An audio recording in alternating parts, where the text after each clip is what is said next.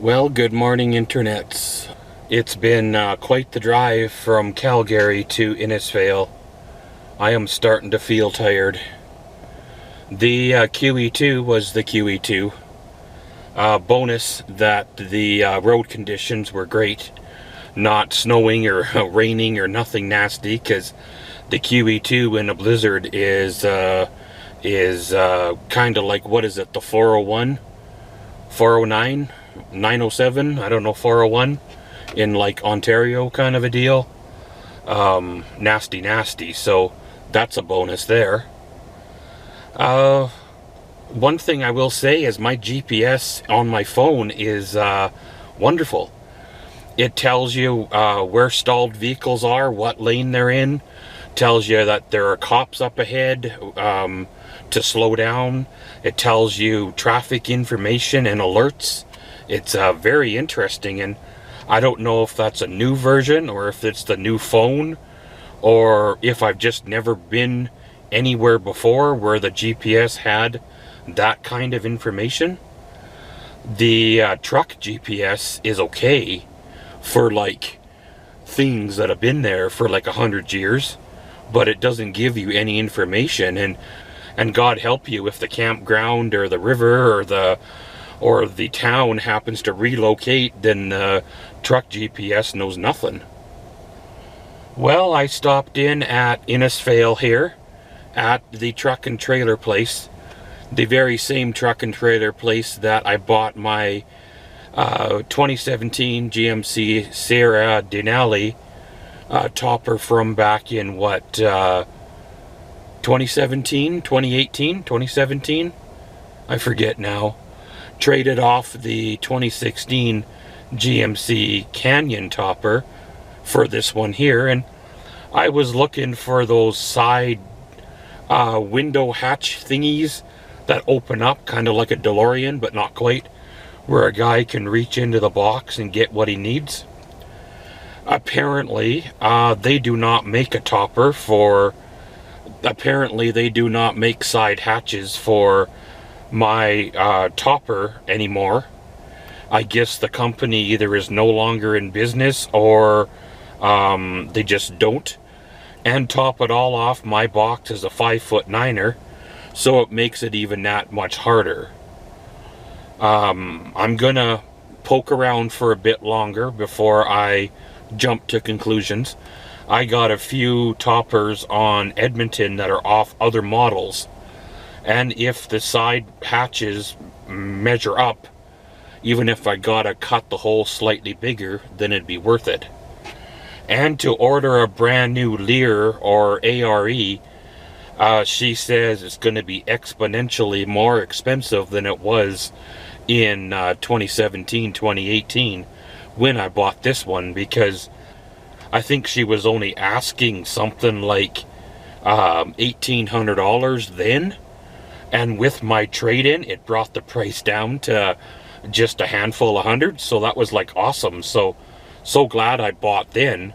Only regret is I didn't buy the one that I should have bought then, because, well, once again, you know, life has a way of changing on you and all that good stuff, and with the prices now increasing and the tariffs and GST, PST, HIT, LSD, whatever the heck the ridiculousness prices are.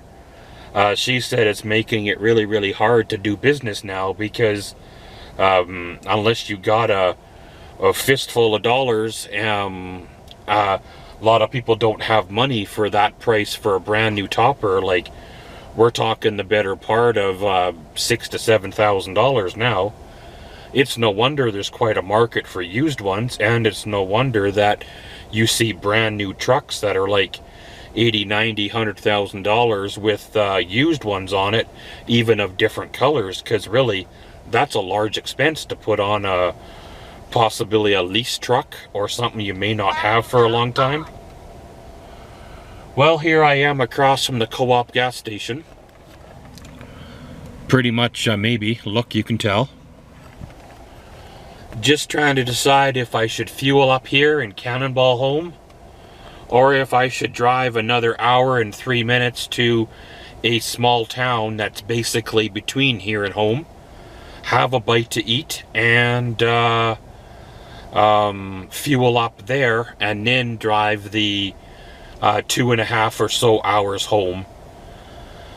I should have a bite to eat. I haven't ate nothing since last night's sandwiches that were graciously packed for me, and a few leftover meat and cheese goodies that I had from the previous adventure there. And my stomach is starting to feel kind of sore. Not sure if it's from the, what has it been, 4 or 5 coffees in 2 or 3 days, so that might do it there. Or if it's because that I haven't eaten in, haven't eaten a decent meal in well over, 36 hours? Sandwiches are okay, but they just don't quite do it for somebody like me. So, gonna get going and rolling and see what I can dig up on the other end.